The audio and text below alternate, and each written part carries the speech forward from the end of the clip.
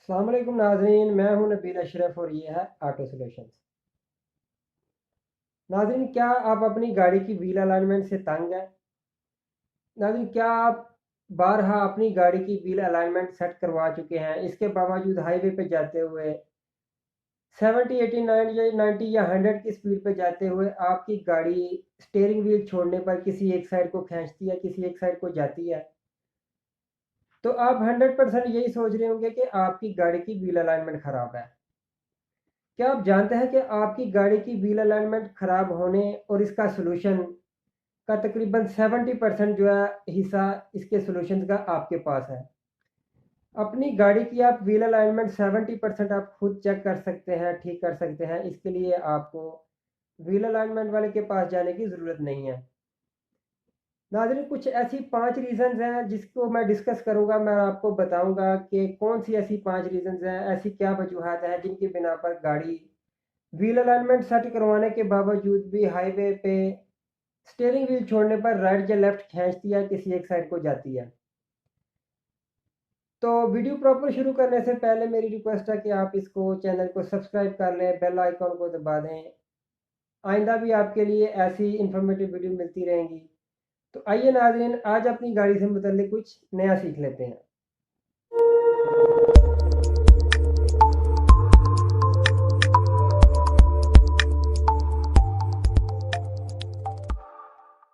Weaver, जो 5 facts मैं discuss करूंगा, अगर इनमें से कोई भी एक आपकी गाड़ी में पाया जाता है, आपकी गाड़ी में मौजूद है, तो आप जितना मर्जी लाख अपनी गाड़ी की व्हील अलाइनमेंट सेट करवा लें, वक्ती तौर पे सेट तो करवा लेंगे, लेकिन बाद में फिर आपकी गाड़ी किसी एक साइड को स्टीयरिंग व्हील छोड़ने पर खींचना शुरू कर देगी।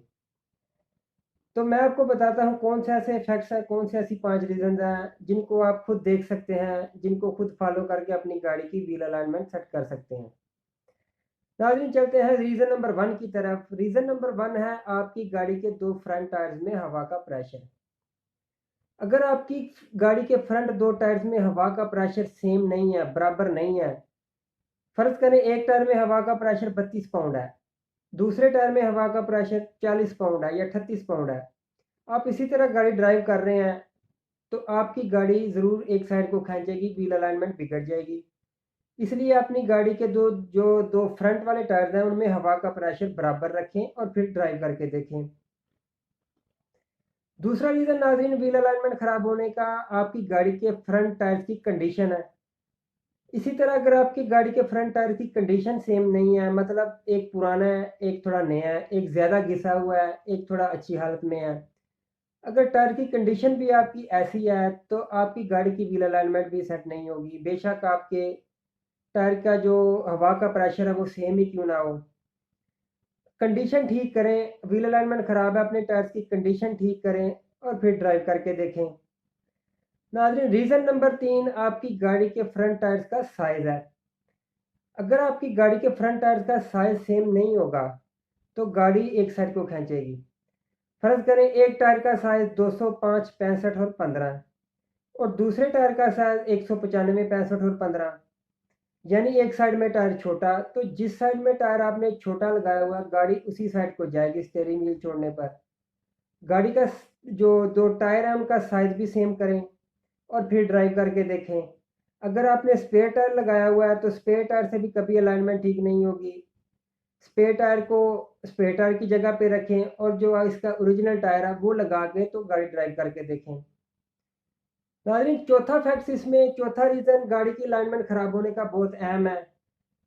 चौथा रीज़न इसमें ये है कि आपके जो गाड़ी के दो फ्रंट वाले टायर्स हैं उनकी जो टॉप है, टायर की जो टॉप होती है उसके ऊपर मरगार्ड होता है। मरगार्ड और टायर के दरमियान एक खाली जगह पाई जाती है, एक खाली जगह होती है। आपने गाड़ी किसी प्लेन जगह पे पार्क करके उस खाली जगह की स्पेस चेक करनी है, जिस तरह मैं आपको दिखा रहा हूँ, बता रहा हूँ, इस तरह आपने अपनी गाड़ी की स्पेस चेक करनी है, खाली जगह चेक करनी है। ये खाली जगह नाज़रीन बराबर होनी चाहिए। अगर ये खाली जगह जो स्पेस है दोनों टायर्स के दरमियान, दोनों टायर्स के ऊपर और मडगार्ड के दरमियान जो खाली जगह है वो बराबर नहीं है, मतलब एक साइड से कम है एक साइड से ज़्यादा है, तो जिस साइड से कम है इसका मतलब है कि गाड़ी इस साइड से नीचे बैठी हुई है, झुकी हुई है थोड़ी सी। अब सवाल ये पैदा होता है कि गाड़ी इस साइड से झुकी हुई क्यों है। ज़ाहिर है आपकी गाड़ी का शॉक ऑब्जर्वर जिसने गाड़ी को उठाया होता है वो शॉक ऑब्जर्वर ख़राब है, गाड़ी सिर्फ स्प्रिंग के वज़न पे है। अगर आप स्प्रिंग के वज़न पे गाड़ी ड्राइव करते रहेंगे आपकी गाड़ी का स्प्रिंग भी टूट सकता है। गाड़ी को स्प्रिंग के वज़न पे ना छोड़ें, गाड़ी का शॉक चेंज करें, शॉक चेंज करके उसकी स्पेस बराबर करें। जिस साइड से गाड़ी नीचे बैठी हुई है दौरान ड्राइविंग आप फील करेंगे कि गाड़ी उसी साइड को खींच रही है। जिस साइड से गाड़ी की स्पेस कम होगी, गाड़ी बैठी हुई होगी, गाड़ी उसी साइड को खींचेगी, गाड़ी उसी साइड को जाएगी स्टीयरिंग स्टीयरिंग व्हील छोड़ने पर। तो गाड़ी की स्पेस बराबर करें, शॉक चेक करें और शॉक चेक करने के बाद गाड़ी ड्राइव करके देखें। नाज़रीन, पांचवी रीज़न इसमें मैं आपको बताता हूं कि अगर चारों चीज़ें आपकी पूरी हैं, स्पेस भी बराबर है, कंडीशन टायर्स की भी सेम है, हवा भी सेम है, साइज़ भी सेम है, तो पांचवी रीज़न इसमें यह है कि आप अपनी गाड़ी को किसी प्लेन जगह पे पार्क करें, टायर को सीधा करें, स्टीयरिंग व्हील को बिल्कुल सीधा करें। अपने फ्रंट वाले टायर्स को, दोनों टायर्स को बगौर मुआयना करें, इनको तिरछी निगाह से देखें। आप गौर से देखें कि क्या कोई टायर, फ्रंट वाला टायर तिरछा तो नहीं है, मतलब थोड़ा सा टॉप से बाहर निकला हुआ और नीचे से अंदर तो नहीं गया हुआ, या अंदर से जो है वो, जो नीचे से है वो बाहर निकला हो, टॉप से अंदर गया हो, या टॉप से बाहर हो नीचे से अंदर गया हो। कोई एक टायर अगर आपका ऐसा होगा तो गाड़ी की आप लाख व्हील अलाइनमेंट सेट करवा लें, वो गाड़ी आपकी व्हील अलाइनमेंट सेट नहीं होगी। टायर की जो तिरछापन है उसको सीधा करें।